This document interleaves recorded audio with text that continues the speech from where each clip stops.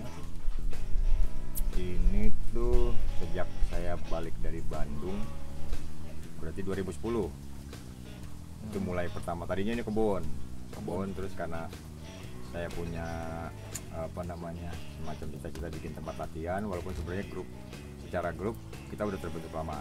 Akhirnya setelah saya dari Bandung nyicil, mulai saya beli pohon. Tadinya ini kebun, kebetulan punya kakak, saya minta izin ke kakak untuk saya garap. Ya udah mulai saya tanamin satu-satu tuh pohon. Jadi ini sebenarnya tempat markas kumpulan bunyi sunyi untuk latihan. Oh gitu. Ya kebetulan sekarang kita lagi ada program, cuman memang jadwalnya setiap hari Rabu. Dan itu apa aja bang di situ? Ya yang jelas musik ya. Musik. Untuk khusus untuk project yang sekarang kita tuh pengen ngangkat bukan cuman musik sebagai teks, musik berdiri sendiri enggak ya. Karena kalau di musik kan ada juga urusan yang ekstra musikal. Ekstra musikal tuh artinya muatan di luar teks musiknya sendiri, tapi dia jadi bagian kultur musiknya. Jadi di sini tuh ada satu kelompok Gambang Kromong, kebetulan kan di sini kulturnya Betawi nih, walaupun secara geografis masuk Kabupaten Bogor, Song. Nah di sini ada tradisi, ada kesenian tradisi Gambang Kromong. Iya. Nah, cuman ada persoalan di luar musiknya sendiri, itu persoalan perempuan, istri-istrinya pengrawit kalau di Sunda. Kalau di sini panjak. Panjak. Nah, jadi ada persoalan peranan perempuan ya, di dalam ranah musik Gambang Kromong. Selama ini kan perempuan selalu di belakang di kesenian Gambang Kromong. Dia itu selalu di belakang. Biasanya tampilnya tuh cuma hanya vokal, Ya, gitu. vokal. Kecuali di lenong ya. Ya. Di lenong mereka punya peranan yang sama laki-laki. Jadi rencananya kita itu, tapi tentu aja kita cuma meminjam satu bentuk ornamentasi kromong, terus kita kembangin, kita sesuaiin sama konteks yang sekarang. Saya pengen cuma menggambarkan bahwa kesenian Gambang Kromong secara jujur di Citayam khususnya itu dalam kondisi yang kritis dalam arti mereka sekarang udah jarang dipanggil di hajatan-hajatan. Taruhnya pun dipanggil, biasanya di pertengahan jalan tuh masyarakat selalu minta lagu dangdut. Nah, sakit yang kedua dalam artian ada salah satu grup kesenian Gambang Kromong di sini, pimpinannya juga kebetulan RT di sini, saya kenal dekat. Dia banyak cerita, ngeluh lah bahwa dia sendiri tidak bisa menghidupi dan tidak melakukan regenerasi di kesenian yang dia pimpin. Makanya dia punya kerja tambahan jadi tukang las. Oh, oke. Dan selain jadi RT ya. Tapi itu alasan abang bikin karya itu karena memang lihat situasi atau memang Message dari salah satu karya seni kan itu sebagai pengingat ya. Pengingat akan banyak hal.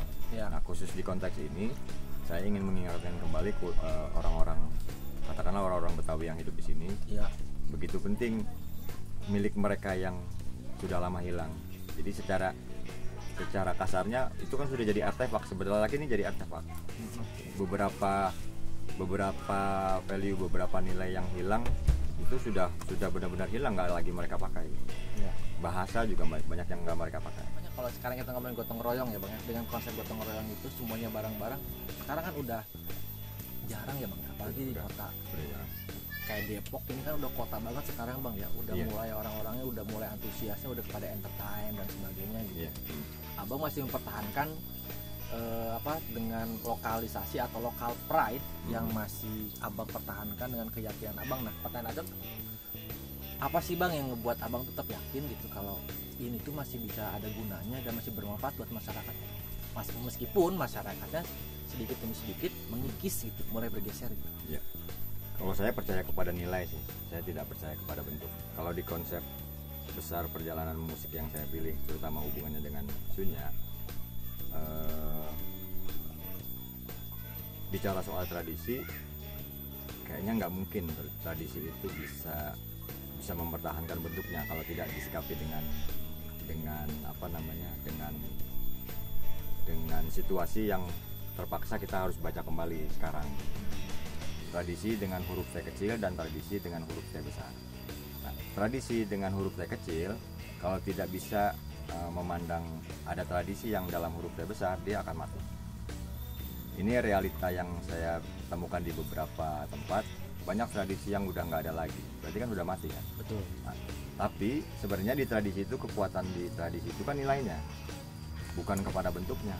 Sementara kalau mengelompokkan yang saya bilang teh kecil teh besar itu bukan untuk menganggap benda yang menganggap kecil yang satu dan menganggap besar yang lain, tidak. Ini persoalan perkembangan, persoalan fitrah bahwa segala sesuatu tumbuh dan berkembang. Iya betul. Nah di tradisi harusnya disikapi gitu. Berarti harus ada inovasi. Ya inovasi kata besarnya ya. Ya, tapi gimana maksud dengan saya pakem teksnya. gitu bang? Pakem misalkan ada kan tradisi itu bisa ada pakem ya yang tidak bisa dirubah gitu. Ya. Itu bagaimana bang mengatasinya ketika ada inovasi?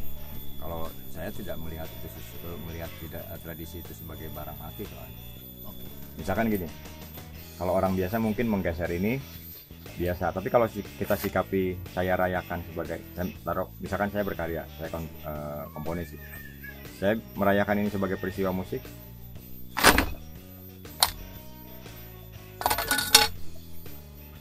tetap udah selesai.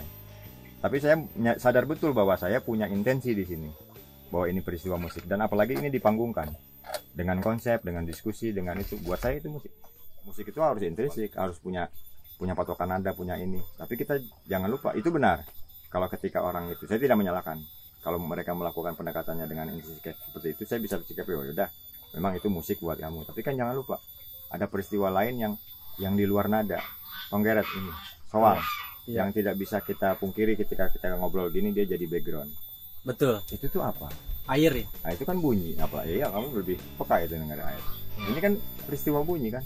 Ada peristiwa. Nah kalau itu kita sikapi sebagai musik, buat saya itu musik.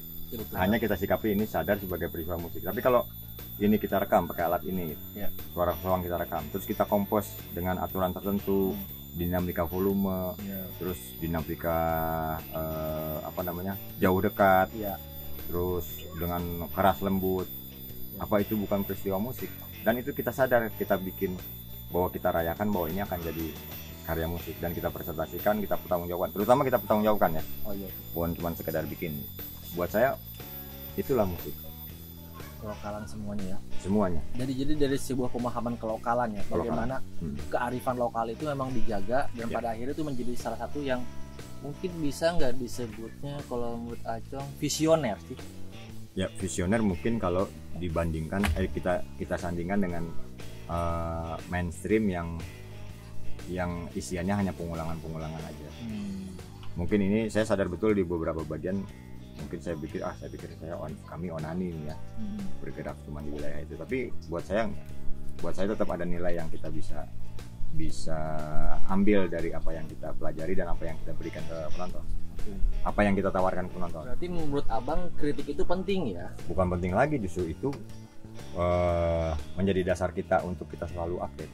Di setiap konsersinya, besar kecilnya pun kami selalu membuka ruang diskusi. Waktu di Bandung terutama yang buat saya paling berkesan, karena pembicaranya kawan yang memang dia punya potensi di situ, terus pembicaranya dosen, 2 orang dosen, terus yang mengkritik yang nonton juga, yang apresiatornya orang-orang yang pengetahuannya juga luas. Jadi buat saya itu malah terbalik, ketika orang lain nganggap saya dikritik, buat saya itu masukan untuk karya saya selanjutnya. Dan biasanya memang gitu. Karya di Bandung tuh pernah dimainkan lagi di Jogja, di Teater Garasi waktu itu. Oh, di Garasi ya? Karena karya ini sebelumnya dapat masukan, kalau orang lain mungkin nyebutnya kritik, tapi saya lebih kepada bahwa itu saya terima sebagai masukan. Justru karya ini berkembang karena saya dapat masukan dari ketika kami selesai pentas di Bandung.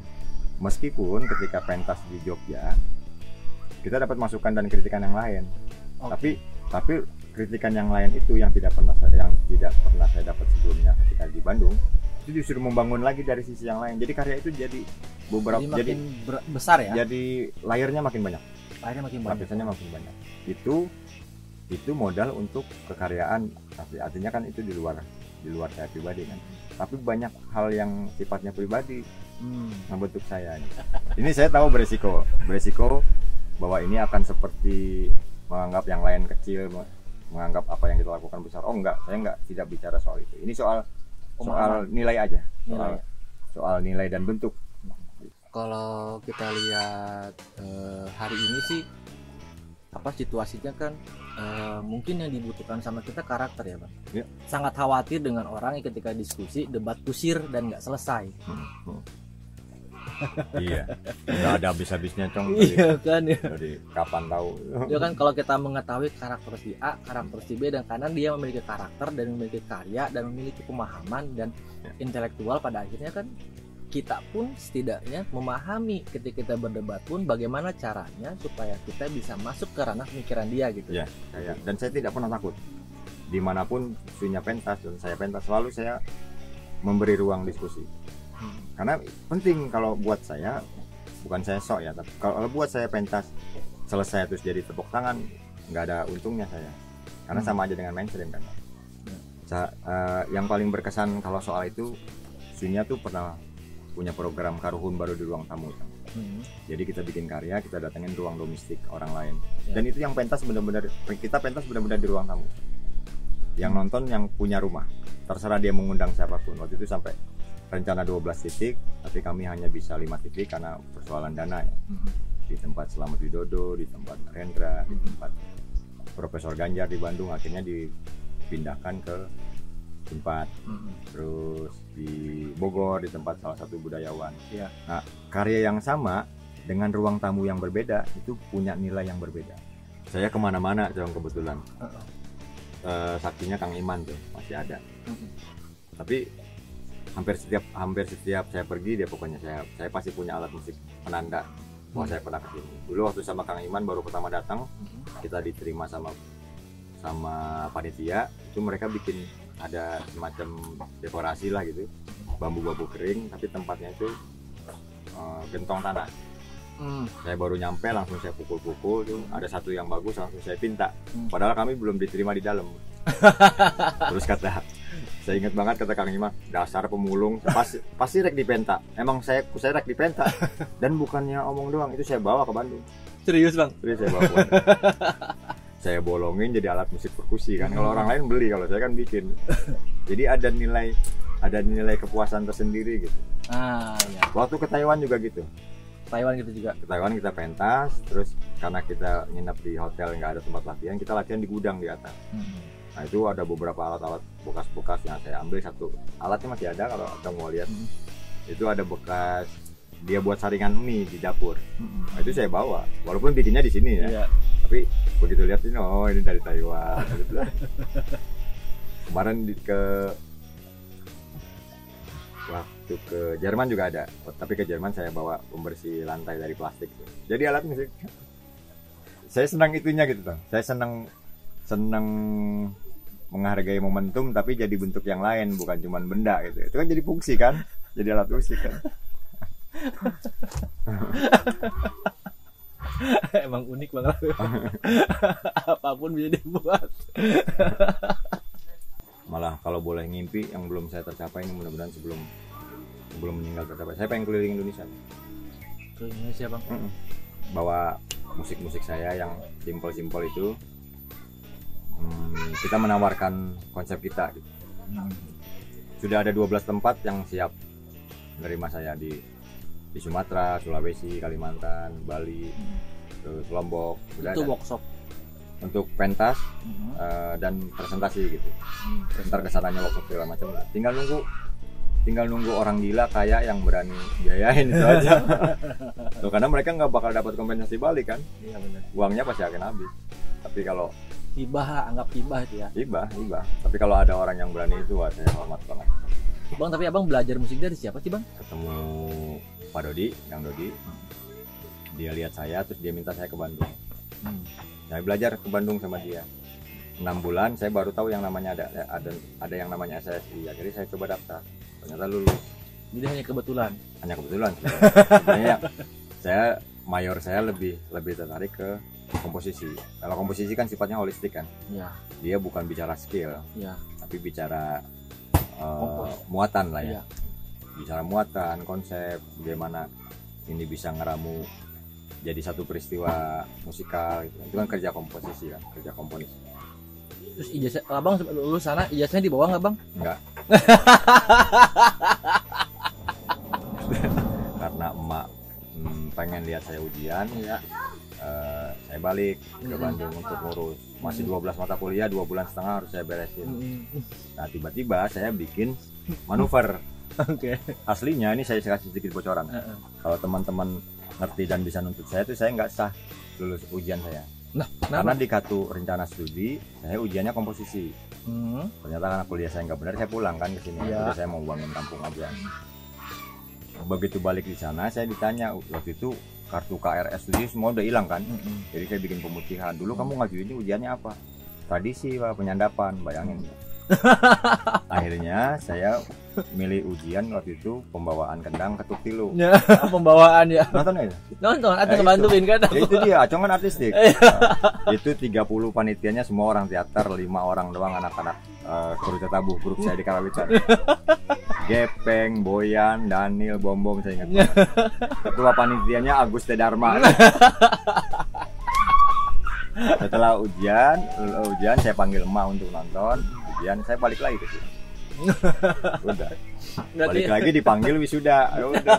Tapi ikut wisuda kan bareng Asep Holidin, bareng Udung waktu itu, bareng Yuni. Sebagai angkatan paling tua. Setelah wisuda saya pulang. Udah. Enggak saya urus. Iya. Berarti udah bukannya saya nggak ngargain, kan pilihan jalur saya kan kalau mudah-mudahan bertahan di kesenimanan kan, saya lebih baik saya bikin karya daripada saya harus ngajar gitu. Akhirnya saya dikasih kesempatan untuk ngasih workshop ke beberapa tempat, workshop musikal lah ya, workshop musik.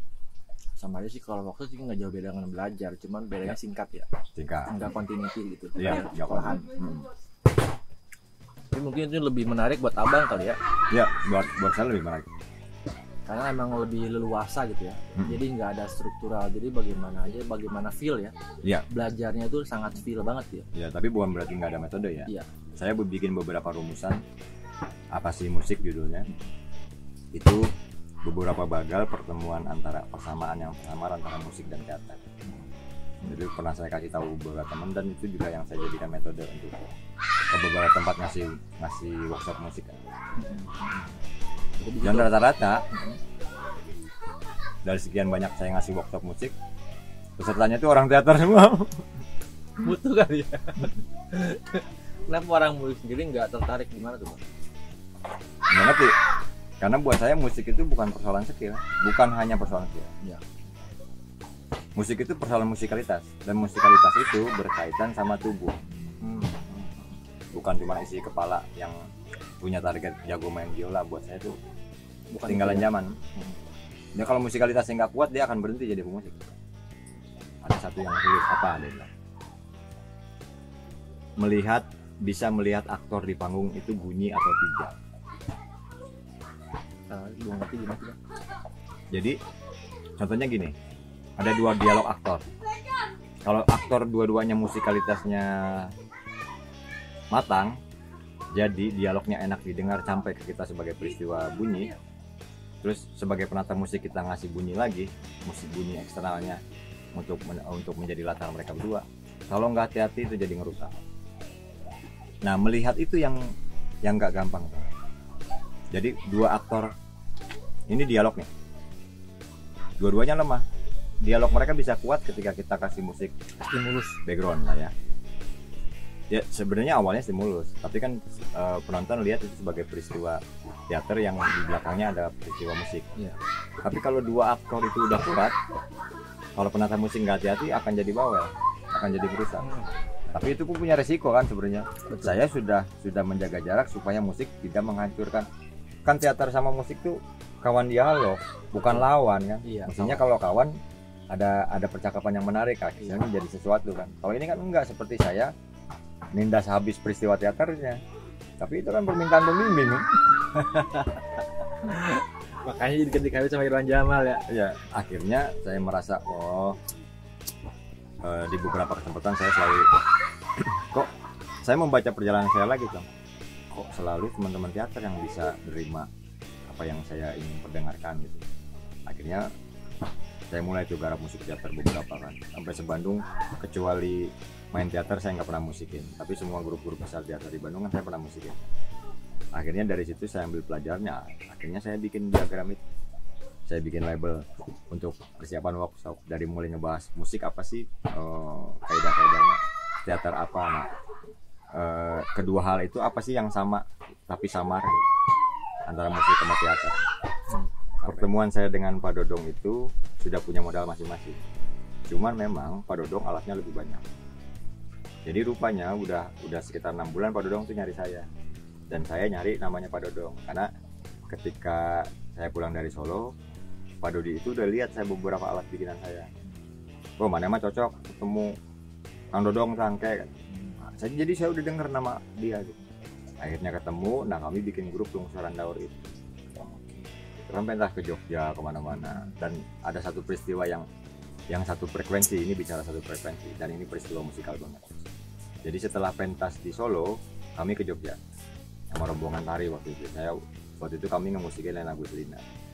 Nah, Pak Dodong saya ajak ke alun-alun Kidul Keraton, dan di situ tempat jualannya barang-barang rocksok. Iya. Begitu turun dari beca, Pak Dodong langsung bilang, mana mah apal wae tempat kieu. Saya ingat banget tuh almarhum Profesor Dodong. Nyatu beh, sekarang kita mencar lah. Nyari alat masing-masing, dia belanja segala macam. Dan begitu kita kumpul lagi, ada satu alat yang sama. Babeh tuh beli bekas jam isi loncengnya. Saya juga beli barang yang sama, tapi tempatnya beda. Dasar orang mah saru banget. Itu kalimat terakhir yang dan bisa sama lah gitu. Itu satu. Terus untuk garapan waktu itu kita garap tari siapa gitu. Orang rekenyan suling letik. Suling yang saya bikin suling besar. Iya. Itu nadanya G kalau nggak salah. Pak Dodong bikin suling kecil, nadanya G juga, tapi G oktav ya, G-nya tinggi. Makanya udah kesini-sini saya cocok sama Pak Dodong. Tapi kalau soal alat, saya hormat sama dia. Lebih banyak dia alat, bener. Kalau saya kan bikin ada yang tertarik mau koleksi ya silakan bawa. Yang Jerman itu kan kebetulan ngasih duit. Karena saya berpikiran gampang bikin itu. Orang prinsipnya udah ada di sini kok. Iya, prinsip dasar di sini semua. Iya. Cuman memang kita sama Pak Dodong, saya sama Pak Dodong punya aturan. Alat yang kita bikin, barang bekasnya itu tidak boleh beli, harus bekas gitu. Jadi ada nilai momentum yang bukan cuma alat musik. Jadi benda sebagai momentum dan benda kita olah sebagai punya nilai fungsional kan. Ya. Karena alat musik tadinya kan benda biasa. Iya. Saya ada beberapa yang masih kenang-kenangan di kampus. Kayak habis ujian itu saya ke WC jurusan tari, saya nemu bekas kompa Aqua. Yang gini, tapi kompanya aja itu di kamar mandi. Nah, karena saya pikir itu nggak di kamar mandi, berarti nggak ada yang punya dong. Udah saya ambil, saya jadiin suling, sampai sekarang masih ada. Itu 2000 berapa? 2004 ya? Atau belum masuk ya? Belum. Seseorang yang menjadi inspirasi abang dalam kekaryaan abang itu siapa sih?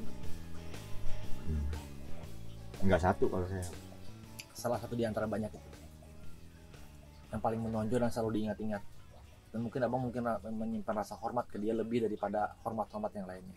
Selamat ambil syukur. Selamat ambil syukur kalau soal bentuk ya. Tapi kalau soal kedalaman yang seperti yang sampai sekarang saya pilih, saya hormat sama Dodi Satya Eka Gustiman. Dia tradisi dalam huruf T kecilnya besar, tapi kebaruannya selalu menawarkan sesuatu yang orang lain nggak tangkap. Jadi kalau nggak bisa, saya nggak bisa satu. Ya dua orang itu. Selamat Abdul Syukur, dan dua-duanya punya karakter.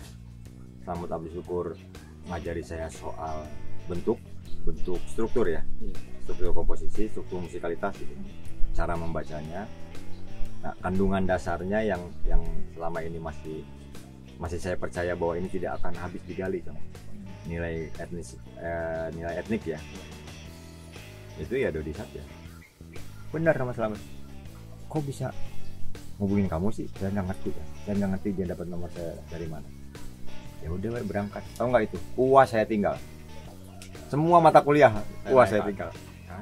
Masuk kelas saya kenalin. Ini Mas Lawe saya undang sebagai mahasiswa terbang. Kalau selama ini kan dosen terbang. Ternyata ada mahasiswa terbang. Jadi Mas Lawe ini belajar hari kedua, belajar lagi. Nah, di tengah-tengah saya dipanggil. Maaf saya ada perlu sama Mas Lawe. Keluar dong. Kelas ditinggal. Mas Lawe kesini naik apa? naik kereta mas Slamet. Berapa ongkos? 18.000. Waktu itu masih 18.000 kereta ke Solo cong. Gila kan cong? Saya bawa duit 100.000 pak. Ini mas saya ganti. Waduh mas Slamet, saya boleh jujur ya mas, ini maaf ya mas ya, orang-orang ngejar mas Slamet kemana-mana untuk belajar. Saya di SMS sama mas Slamet diperkenalkan untuk belajar, itu buat saya tuh nggak menilai mas, ada berapa semester pun. Jadi maaf mas, saya boleh nolak. Kalau mas Lawe nolak, mas Lawe tidak menghargai saya. Anjing dibolehin gitu cong. Wah gila itu. Saya cerita ke teman-teman pertemuan saya, maka teman-teman murid-muridnya dia heran, kok saya bisa dekat sama mas Slamet. Iya betul. Jadi tolong terima mas, diganti 100 dong. Itu sayangnya uang itu saya pakai, saya nyesel benar-benar sampai dia mati itu saya nyesel. Harusnya saya simpen sampai sekarang. Disuruh belajar diganti juga ongkosnya.